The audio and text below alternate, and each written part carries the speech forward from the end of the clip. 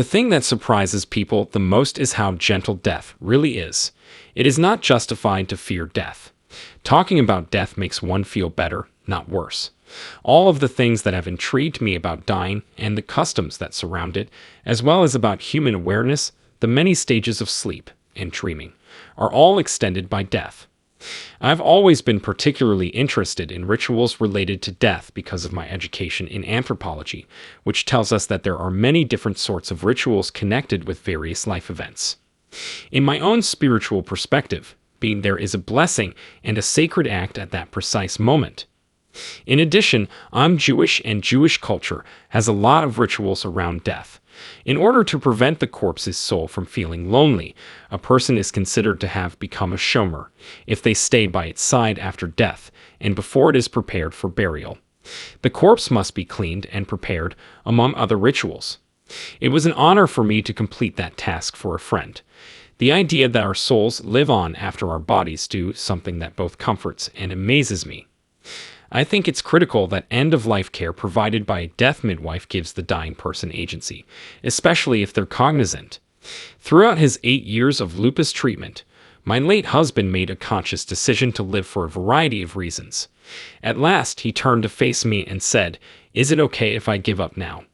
The ability to choose your own departure date is a true blessing, despite the grief it caused at the time.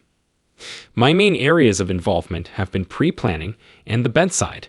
It's important, in my opinion, to consider, talk about, and communicate your wishes in advance with your loved ones.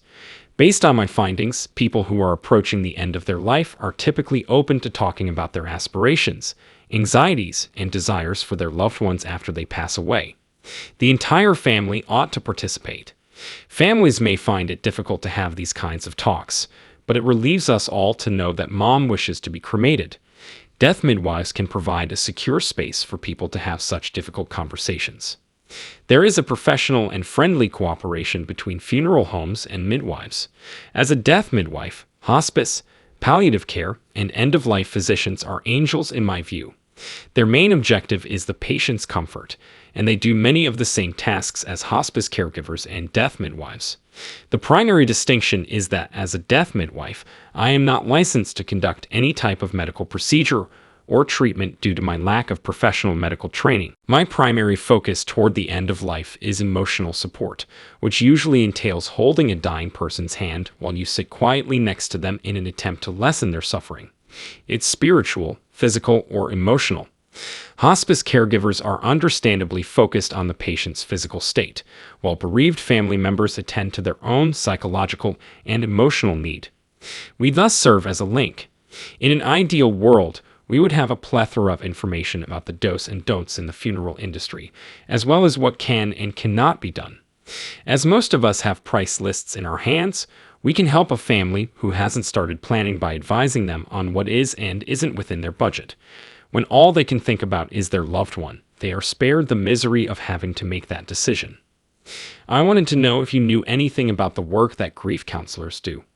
Grief counselors, in my opinion, frequently visit families following a death to help them cope with their loss. I have experience working as a death midwife, so I understand the difficulties that families have. Families frequently don't know what's happening, particularly when it gets close to the end. A different picture of death is presented by the media. People often wonder, what is happening? To that query, how is the breathing of the patient? Are they hurting? Although bereavement counseling is not my background, I can help with problems like these. However, I visit clients after the death of the deceased. Most people are surprised at how kind death truly is. Weeping, moaning, and shivering are not typical. Most people just stop breathing quietly. It's peaceful, there may be some movement or sounds, but nothing too spectacular. No one is expecting that. My beliefs are that we rearrange ourselves once we pass away, return to our soul group, and then reincarnate. It never ends. Life and death are therefore intertwined and constitute a single, never-ending circle. Before we leave, I would like to share some views and thoughts with my daughter. She has to understand that I am a genuine person with feelings and opinions of my own, not just her mother. Those things may be made easier by dying. When we think about our own mortality, the things we cherish are the ones we want to leave behind. Those components can be implemented by discussing death and being more transparent. To be honest, there is nothing to fear from death. Although feeling nervous is common, talking to people about your feelings really helps.